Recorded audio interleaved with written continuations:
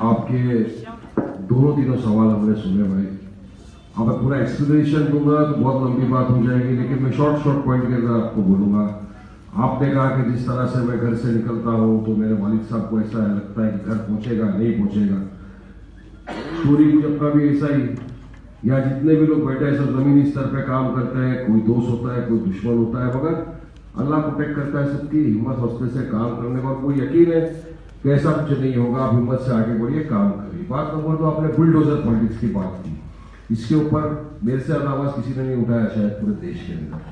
अभी तो amnesty international ने भी परसों के दिन अल जजीरा द्वारा स्टेटमेंट दिया है, ट्वीट किया है कि जो बुलडोजर का पॉलिटिक्स है ये एक्स्ट्रा जुडिशियल पनिशमेंट है, ये नहीं होना चाहिए।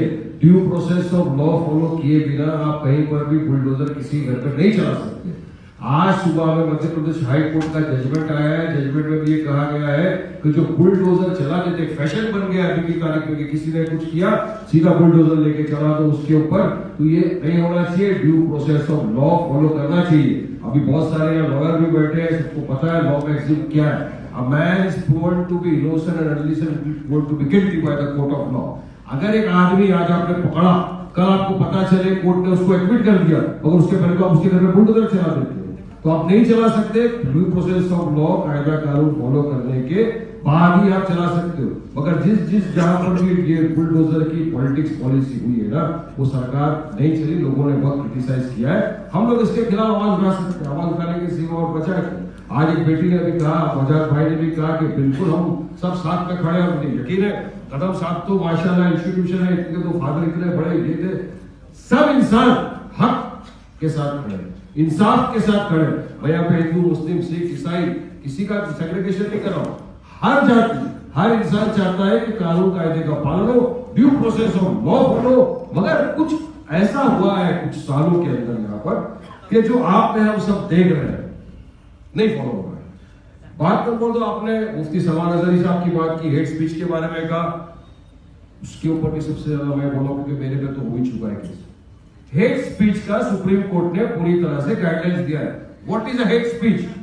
Incitement to violence, creating an atmosphere which is not congenial to proper place. तीसरा, डिस्टर्बिंग कम्युनल हार्मनी। 3-4 चीजें उसके अंदर आती है। अगर आपने स्पीच के अंदर ये 3-4 चीजें हैं तो हेट स्पीच की कैटेगरी में आता है।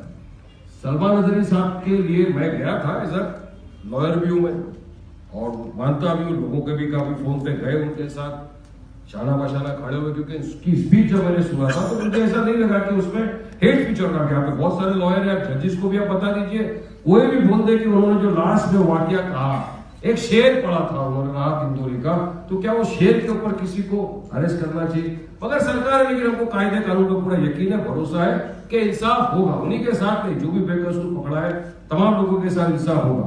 आपने कुछ नाम गिना है, मैं उन लोगों के नाम नहीं लेना चाहता हूं जो देखिए एक वातावरण खराब करने का टाइम है, पोलराइजेशन चल रहा है, क्योंकि चुनाव नजदीक है। जब जब चुनाव आते हैं इस तरह की बातें हरकतें होती है। कुछ लोग बाहर से आकर वाकई में हेट स्पीच दे रहे हैं, चुन चुन के मारेंगे, ये हेट स्पीच हो गया।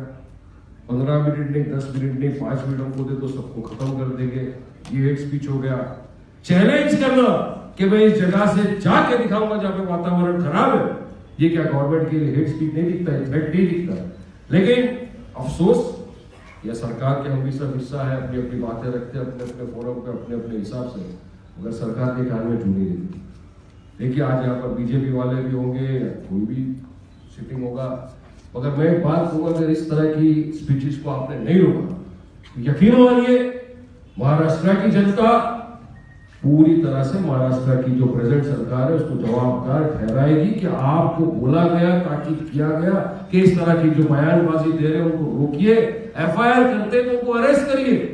मगर अगर आप एक्शन नहीं लोगे ये पड़ेगा, जवाबदारी आपकी होगी। हम चाहते हैं सुकून शांति हो, हम सब जितने भी यहाँ बैठे या जो भी हिंदू है सबका मकसद एक ही है कि हमारा महान महाराष्ट्र राज्य सुकून से रहे, हम सब भाईचारे के साथ रहे, एक दूसरे के साथ मिल के अपना त्योहार बनाए, एक दूसरे के साथ मिलजुल कर रहे। मगर बाहर की शक्तियां आकर यहाँ पे वातावरण खराब करने की कोशिश कर रही है, तो यकीनी बात है आपका जो सोच रहा है वही हमारा सबका सोचना है कि इसको रोकना चाहिए। और हम भी इस माध्यम से भी बात तो जाएगी कि सरकार कान तक बात पहुंचे कि ऐसे लोगों को आप रोकिए और जो हेट स्पीच देता है उसके खिलाफ सख्त कार्रवाई करके उसको जेल में डालें। शुक्रिया सर। माइक रखा दे।